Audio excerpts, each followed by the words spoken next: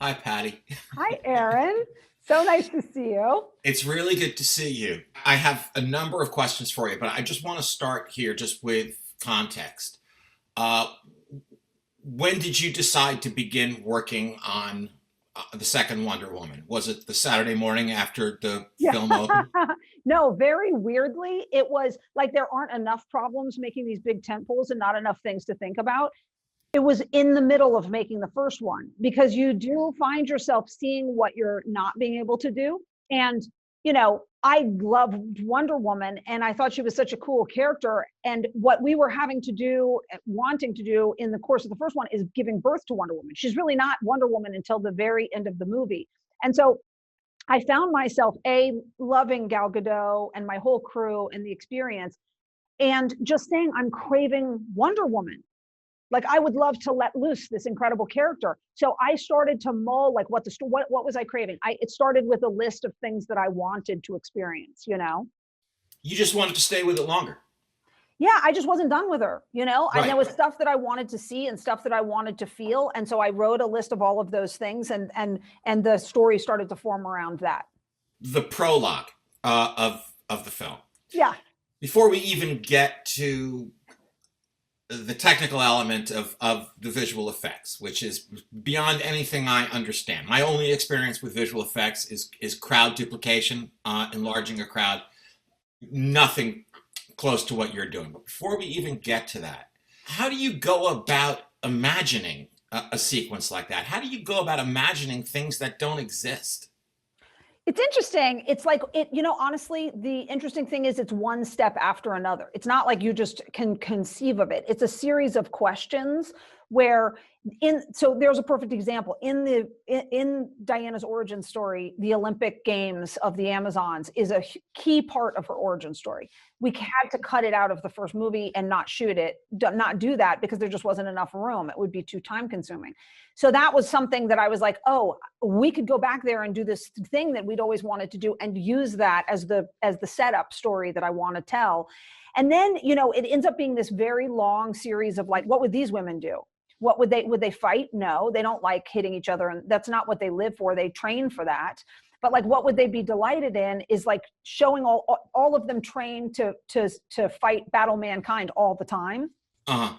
So they're showing off all the different skills. And so then it just evolves from one thing into another. And it's so laborious and it goes on for so long, Erin, you can't believe it. That's the crazy part. You just like, you're slowly building a vase for like years. I believe that it takes that long. I Yeah. just don't believe that if I had that amount of time, I could do it. I don't think there's, I think that if I had an unlimited amount of time, I couldn't do it. No, you know what? You totally could do it. You probably don't have a passion for doing it. It's no different than the great stuff that you've written and directed. It's just whatever your goal is, it really is. So can I ask you the trial, when did you decide to do the trial of the Chicago 7, and when do you decide to direct it, like versus write things? That's a whole other question, but like what are the ones you decide to take on as a director, and when did you decide to do this one? Trial of the Chicago 7 is the second film I've directed, and in both cases, Molly's Game and Chicago 7, or I should say in neither case did I know that I was going to be directing a movie when I was writing it. The case of Chicago 7, it was 14 years ago. In 2006, on a Saturday morning, I was asked to come over to Steven Spielberg's house. And just to be clear, that's not common. I don't hang with Steven. And he said that he wanted to make a movie about the Chicago 7, and I said, that's great, sign me up, count me in. And as soon as I left his house, I called my father and asked him who the Chicago 7 were. I was just saying yes to doing a movie with Steven. And so there was a lot of research to do. There are a dozen good books on the Chicago 7, some of them written by the defendants. There's a 21,000-page trial transcript. But most critically, I got to spend time with Tom Hayden, who passed away a few years ago. But it was Hayden who was able to give me the insight into the personal relationship he had with Abby. The movie kind of kept getting kicked down the road. Primarily because the two riot sequences in the film were budget busters. There wasn't going to be a lot of money to make a movie like this. The various directors who came along were having trouble budgeting it.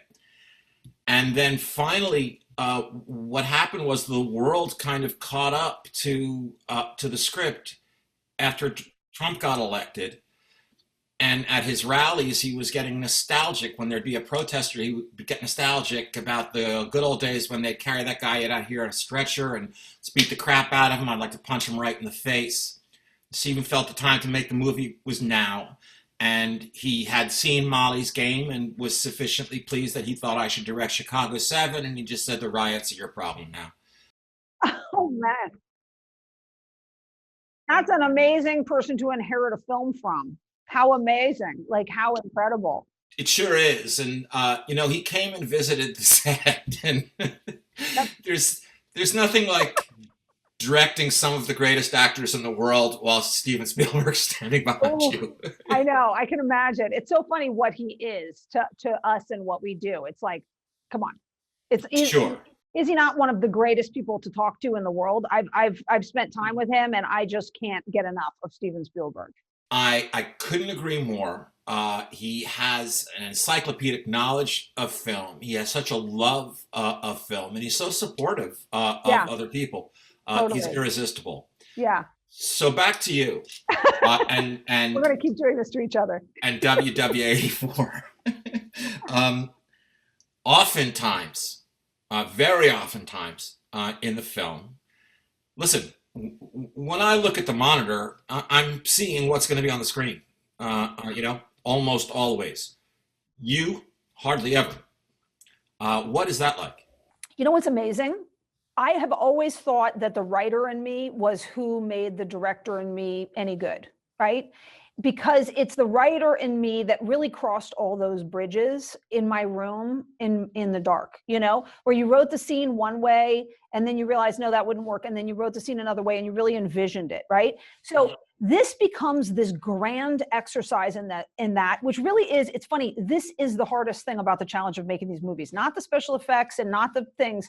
The hardest challenge is keeping the map in your head and not losing faith, right? So the writer in me has to, I think, it's absolutely imperative that you have your script done and you think it's great. I don't understand how people do it when things are changing. I don't know how you could keep track of it. I'm not a believer in that. I think that's I'm not a believer in studios doing it. I wish they would stop doing it. Get your shit together and get your script written before you start making a movie. And it drives me nuts. So we did very thorough writing. And then every single day, you have to have faith in the writer in you, and then in the artist and the artists that you worked with to make a plan, that the plan's going to work. But let me tell you, it's absolutely fascinating to have to wait so long to see it come together. This was such a complicated film that even in the middle, the studio and people were like, I don't know about these things. I was like, you can't judge it yet. We don't have the effects in. So it looks stupid now. But you have to wait. Carrying that is very lonely and it's very hard. That's the hardest thing about it. You know what? I've never heard that before, and I'm not surprised now that you say it. Yeah. You have to wait a really long time before you know if you had a good day. Yeah, exactly. Exactly. That must be incredibly hard. And you could blow that day at any point through inattention. So it's also, if you don't stay absolutely vigilant towards the small details, you will run out of time and never be able to make that shot look cool. So it's wild that way. How much time did you have? You're about to give an answer that's going to make me not feel sorry for you. 2.5 years. Yeah, go to hell. But and lots and lots of money. Yeah. No, that's the other trip. Go to hell again. Go twice. The other trip of it is the unbelievable thing is, like, as having been someone who's worked on smaller independent things and everything is such a struggle. Here it is a trip when you're like, you know what, I need Trafalgar Square, and it's like, okay, it's shut down. Jesus Christ. Yeah. Okay, the mall scene, I have to tell you, it was a new experience for me because I said we need to do this mall, and as a director, always pushing to the edge of the envelope because it'll push back and show you where the line is. here I said I want to shoot at that mall. And then I go in, and the set decorator and my incredible production designer have decorated every single store in the entire mall, including the interior. And I was like, oh my God, how expensive was that? And they were like, everybody wants to be sure that you have everything you need. And I'm like, oh my, I have to learn how to be the one to say, please don't do that, because that's money I Wow. need later. That really is something. Yeah, but that's. Oh, but and it was by the way, I amazing. wanted to ask you, because you mentioned DC. Yeah, You shot a bunch in DC, uh, and I've worked in DC before, and it's a beautiful, beautiful place to shoot. But did you find that no matter where you were in the landing pattern of some airport? yeah, and the escorts. I mean, you were there for so long, doing so much. You must have really become an expert at it. But also the caravans with the sirens of like whenever the president Caravans goes are anywhere. crazy. My very first day on a movie set was A Few Good Men. We started shooting in Washington, and it was an exterior. And I write these scenes that are 5, 6, 7 minutes long. We could not get through a take without a commercial plane roaring. So they made a couple of phone calls, and incredibly, as if it were Patty Jenkins making the call, they managed to reroute, like for an hour, some of the planes that were landing, just if they were going to take the north runway, they're going to take the east runway now. For an hour, Rob Reiner called action, and suddenly, like out of Apocalypse Now, 5 Marine Apache attack helicopters just came over the horizon Oh and my ruined the God. take. Oh my God. It's amazing. It That's is. amazing. We didn't have that. But wait, now, so let me, we talk about the crowd scenes in your movie, and Mhm. you did a masterful job at them. How did you end up conquering that? And also, even you always do so many great characters, which I always do a small amount of characters. So I find that overwhelming to really stay doing such beautiful character work with so many. How did you handle the size and scope of this movie? It was a lot of people. It was a lot of characters, a lot of actors, and often they're all in a scene at the same time. And one of my concerns was, making because they're all different actors too, just making sure that they were all in the same movie. And it turned out that wasn't hard. It was one of those things where it kind of gelled at the table read. Everybody kind of knew how to do this, and was very generous with each other. There'd be 2, 3, 4 days in a row when we were in that courtroom for 5 weeks. Lots of times these actors were. It was about coverage, and they just had to sit there, and it was about coverage for days before we get to a big scene of theirs, and they were extraordinary about it. As far as the big crowd scenes, the two riot sequences, first of all, we were able to shoot in Grant Park and on Michigan Avenue in Chicago, which was crucial because then I was going to be able to use the hours and hours of archival footage that existed, because nothing has Ah, changed in Grant Park or on Michigan. yeah, that makes sense. And I just came up with a plan with our DP Faden Papamichael and our editor Alan Baumgarten, that what I was going to do was get mostly very, very tight shots of just someone's eyes right before a nightstick came in, of just blood, of a tear gas canister being loaded in, fired, landing, that kind of thing. And then a few wide shots that were going to be helped by the smoke from the tear gas. That was going to help me conceal the fact that we didn't have thousands of extras, because it's much harder to do the crowd duplication when they're running and fighting, when there's that kind of thing. So between the wide shots, the very tight shots, and the archival footage, which we put into black and white, we didn't want to try to pretend that the archival footage was ours. We managed to sew together those sequences. Beautiful. I'm curious. That I don't want to give away any spoilers, but there's a wall in the film. Part of the plot is there's a wall in the film, and I'm wondering if that was an intentional nod to the politics of the wall. Believe it or not, no, it was not.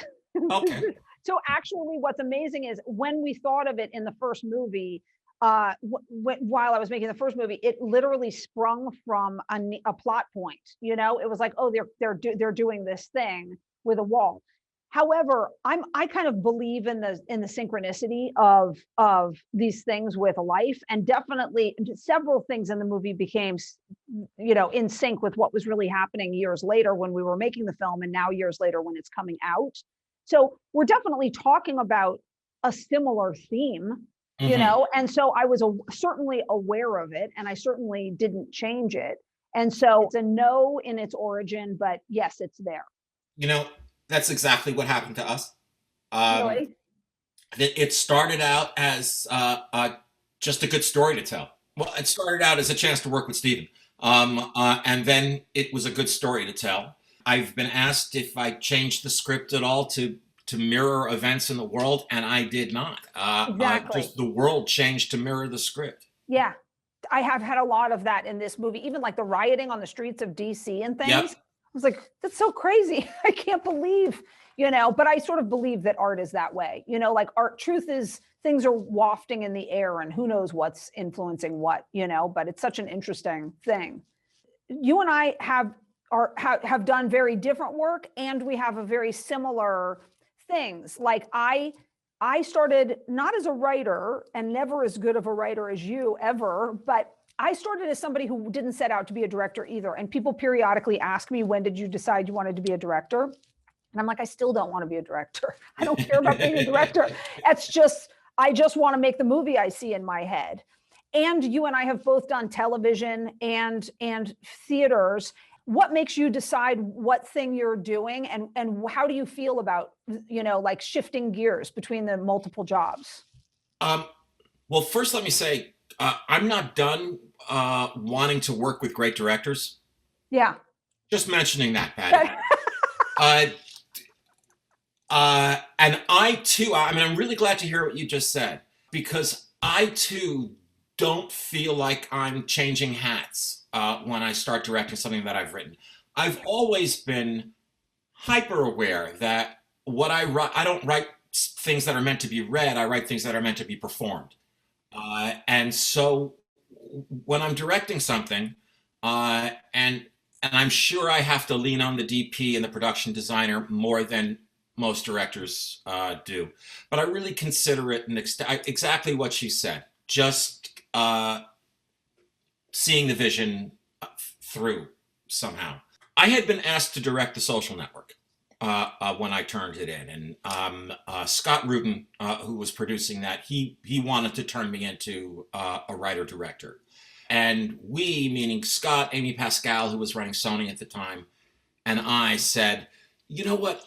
Let's just give it to David Fincher. He passes on everything. Let's just let him read it and pass, and then. And he read it and emailed me 3 hours later and said, "Hey, Aaron, it's David Fincher. I'm going to direct The Social Network. Can I come over?"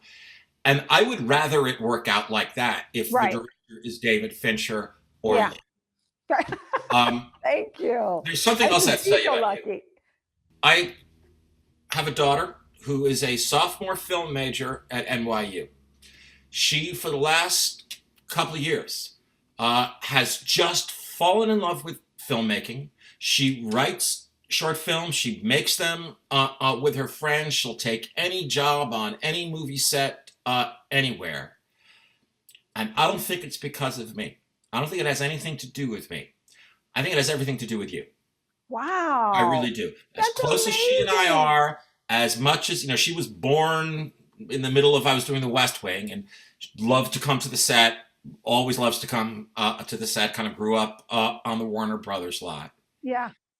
And I think it was seeing you uh, uh, direct, and the way she talks about you.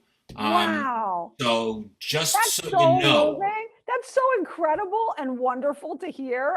I love that. And well, I'll also, never forgive you for it. now you have to deal with it. Now you Because now I will never get another good night's sleep. Oh, I know. The life of a director. My mom follows me around from project to project going, can't you just go to sleep? I'm like, no, I can't. I can't, Mom. You know, it is true. My I do parents apologize. still think I need something to fall back on. Yeah, I know. My mom felt that way for a very, very, very long time. I remember her trying to get me to take a job at Warner Brothers, you know, just sort of like, can't you just make it a full-time thing? So Totally. I need to ask you, asking for a friend, okay? Okay. Okay. What would you say to a screenwriter who really wants to write an action film, even a superhero film, Yeah. but doesn't have a reputation as as an action guy? What would you say to them? I don't say, does that stand in people's way from hiring you for anything, Aaron? I can't imagine that someone like you, if it's not, if you know, your friends may have a hard time, but I think you would. Here's the thing. I actually, you know, we pulled in my friend Dave Callahan to work with Jeff Johns and I on this one, and he wasn't known for writing superhero films. He'd written a really funny comedy. I think a great story is a great story. Here's what I love about these superhero films. Mhm. They are the grand classic tradition of storytelling, a la Greek myths. They are a universal character that you can tell any story through. So the only thing that I think matters is embracing the fun of what it is, and knowing you're making a superhero film. And then anybody would want to hire a great writer. I appreciate that, and I agree that story is story is story. But again, there is no chance. Just the first 7-8 minutes of your film, there's no chance that But they don't that I could have come up with that. You know, they talked to me about Jurassic Park, and thank God that I didn't write that film, because it would have just been people talking about dinosaurs. Okay, well, the whole thing would have been Jeff Goldblum. But do you love those films? As an audience member, I do. Yeah, right. Yeah. I don't know. It's funny. There are certain things I could never write what you write, even if I wanted to. And so, yeah, it's interesting what one knows what their wheelhouse is. You know, there are things that I know I couldn't do. I'm shocked, by the way, that such a big wheelhouse is my wheelhouse. Because coming off of Monster, I knew that I always wanted to make a superhero film because I happen to love them and have a thing for them. But I never thought I would be like known as an action movie director. Like, never. That's not what I was thinking about. And it turns out I love it. A few years ago, after you had directed Monster, which was an extremely successful film, won the Academy Award for Charlize Theron, you had talked about the fact that it wasn't that easy for you to get your next film as a woman. Yeah. Surely that has changed now. Yeah, I think it has. I don't know because I've just been making these films the whole time. But yes, I'm sure it has. And hopefully I mean, I feel like I have seen tremendous changes post Wonder Woman of other women getting the opportunity to make things as well. I hope what they're getting a chance to do is imbue their own point of view on it. That was the thing that I had trouble with for so many years. Everybody wanted to hire me, and I got lots of great offers I'm so grateful for. But what they weren't interested in is that they didn't trust my ideas. So my scripts and things, they were like, I don't know if anybody would want to see that. And I'm like, I know, but that's what you said about Monster too. So let me do my film. Do you get asked to write and direct action films or superhero films that have a male protagonist? Yes. Yeah. Yeah. And in fact, I got hired on Thor before I got hired on Wonder Woman. And so I will always, even though that didn't work out, I'll always give props to Marvel for hiring me when there was no linear reason that you needed to hire a woman or whatever. Mm-hmm. Your film's going to open Christmas Day simultaneously in theaters and on HBO Max. Yeah. How do you feel about that? I feel strangely good. And I never would have thought that I would say that a year ago. You know, I'm like particularly for these movies, I'm a real believer in the theatrical model. It's a tent pole. That's what you're doing. It's made for the large screen. It's all of those things. This has been such a weird year, and it's amazing how many things take recalibrating when nothing is working and everything is an unknown. So I really was for pushing the movie, but then we've pushed it enough times, and the movie is now the oldest on the Warner Brothers slot. That's the one that is, we were done a while ago. And so something happened where, here's the thing, we're storytellers, and the number one priority of that is communion with an audience. That's it, right? That's the thing I care about above all else. So in this moment and in this pandemic, I had to choose the most important thing over all of the other things in this moment. And it felt like I was like, I'm craving to see a tent pole, And so if it's about matching audience with something that you made, that was a wonderful idea, and I was all for it. Well, you're playing my song. We had to. We I know. really didn't have a choice. I want to hear about your experience. Paramount was supposed to distribute the film, and I think it was in May or June, on a marketing call with Paramount's marketing team. Jim Giannopoulos was on the call as well. Yeah. And at the end of the call, he shared with us some market research that they had done, which showed that the first people who were going to return to movie theaters were people who thought the coronavirus was a hoax. And no one felt that there was going to be much crossover between that group and people likely to go see the trial of the Chicago 7. I would never have thought about that. That's so interesting.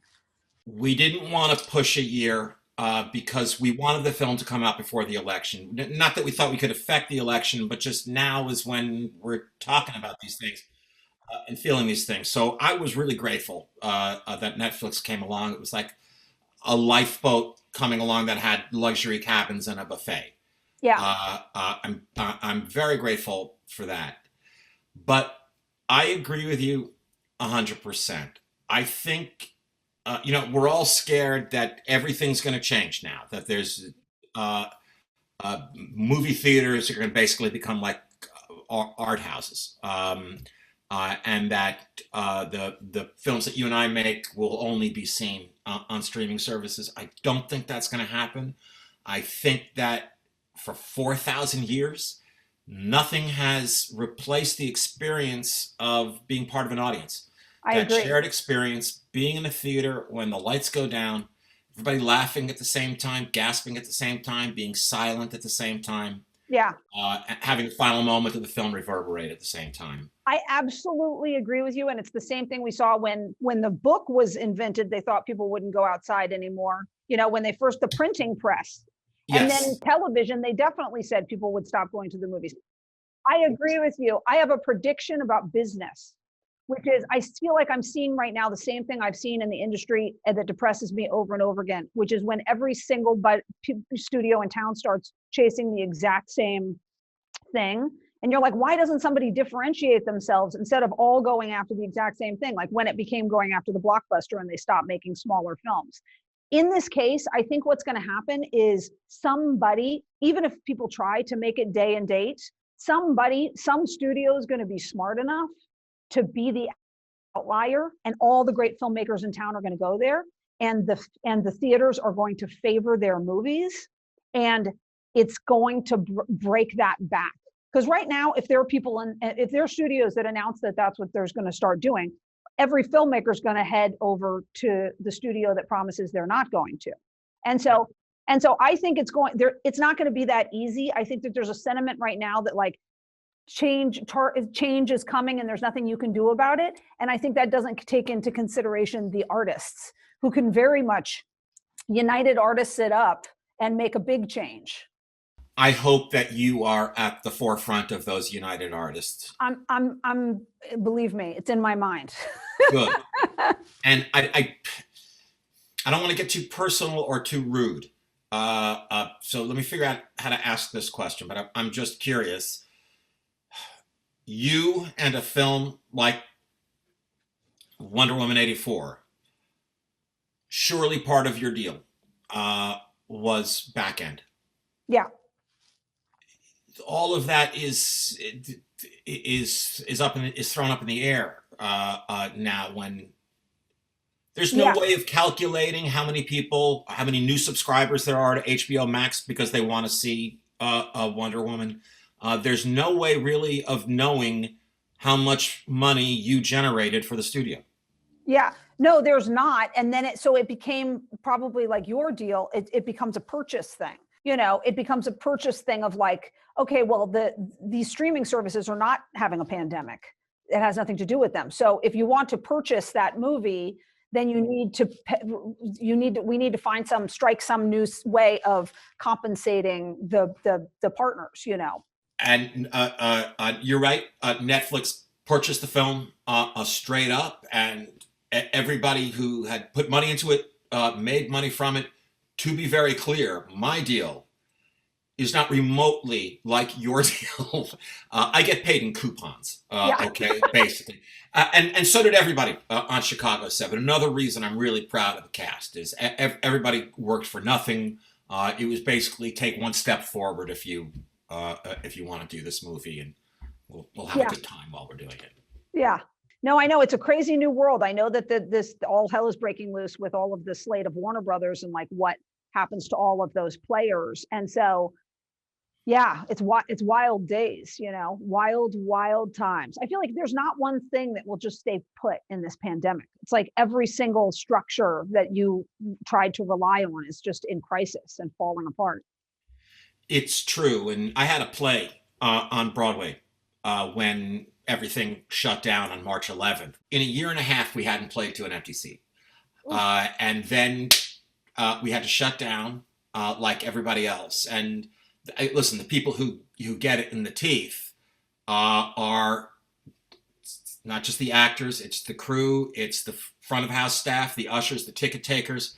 My old job bartending in Broadway theaters. I don't know what those people have done, but reopening Broadway is much trickier than reopening the movie business because Broadway can't be a day of performance business the way movies Wow. are. You have to God, build that's up so an advance true. sale. You need tourism to come back to New York, and New York's number one tourist attraction is Broadway. I mean, there are smart people in a room trying to figure out how to do this. But we all found out the hard way, me, you, and everyone else, that our entire livelihoods depend on strangers gathering in dark rooms. I know. It's been so strange and incredible to try to figure out how to do all of these things. It's been amazing the phone calls I've been on, and I'm sure you've been on, and I've had many of them with, the heads of Warner Brothers or all year, where we were like, you expect to have people call you and tell you what they're thinking or whatever. And instead it was all of us sitting around going, I don't know. I mean, maybe. So weird. Like there is no power. There's no power that be. Everybody doesn't know what to do, and everybody's trying to figure it out. And God, what is going to happen to all of the actors in Hollywood who came here to make it and didn't make it yet? And we're waiting tables, and like so many people in this industry, and the crews, and it's like, there's so many people I can't figure out how they're making it. Oh, I'm with you. And I know we don't have much time left, so I just want to get back to your film for 1 second. This is an old question from the first film, but how did you find Gal? I didn't. It's funny. I am the most obsessive caster, particularly after casting Charlize in Monster and it making perfect sense to me and not making sense to other people. I'm very, very particular about it. And it was the most magical thing in the world. I had told Warner Brothers I wanted to do Wonder Woman in 2004 and kept talking to them throughout the years. And then all of a sudden, and it just kept not working out. And all of a sudden it announced that Zack Snyder had cast Wonder Woman, and my heart sank. I thought, like, how could you, if you're just putting her in a smaller part in your movie, how could he cast Wonder Woman? But he did the most incredible job in the world in the fact that he looked for someone outside of this country, because I don't think I would have. I think I would have cast an American, and literally she was made to play this role. There's nobody better in the whole wide world. And, so it's an incredible thing. And it's something that happens in these tent poles where there are sometimes things that you're used to making every decision. And then these genius things will come in the side door, and you have to be excited. You have to be willing to acknowledge, like that's the better thing. How many weeks did you have for post? 54. Oh.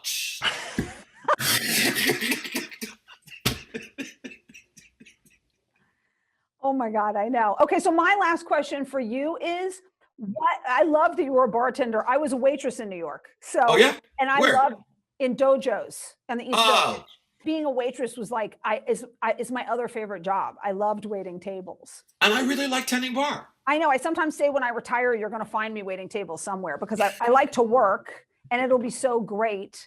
So when you were bartending and you would think about what you wanted to one day write, have you achieved? Have you written the kind of thing that is like your greatest dream? Patty, um, when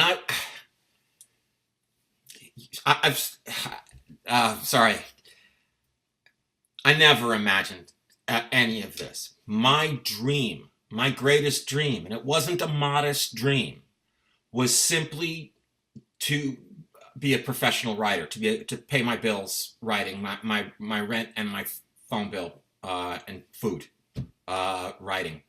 That's what I wanted. And I was in after college, came to New York. I was a struggling playwright, did every kind of survival job, anything that paid minimum wage, mostly bartending at Broadway theaters. And I wrote my first play, which was A Few Good Men, on cocktail napkins during the first act of La Cage aux Folles. Oh my God, I did not know that. That Yeah. is got to be legendary. That's legendary. That's amazing. Yeah, so I'm very grateful to La Cage aux Folles. You overshot. I did by quite a distance, but I still feel like that guy who is just so excited to be a professional writer. So it's That's so nothing is really bad news to me, except that my daughter wants to be a filmmaker because of you. And I'm going to get my revenge, Patty. I wish you I really luck. will. It is not it's not the greatest life, I will say. No, but I love it. I'm addicted to it. What can I say? And I try to talk her out of it, and then she sees how much fun I have, and I can't do it, and she's talented. Nothing we can do. Nothing we can do. Well, Aaron, Okay. oh my God, this has been such a treat in the midst of my junket to get to take a step away and talk to you. And I miss talking to other directors and artists so much.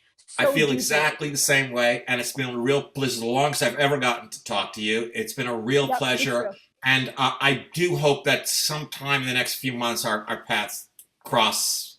I You do know, too. in real time. And even more so, I hope we get to work together one day. That would be the best.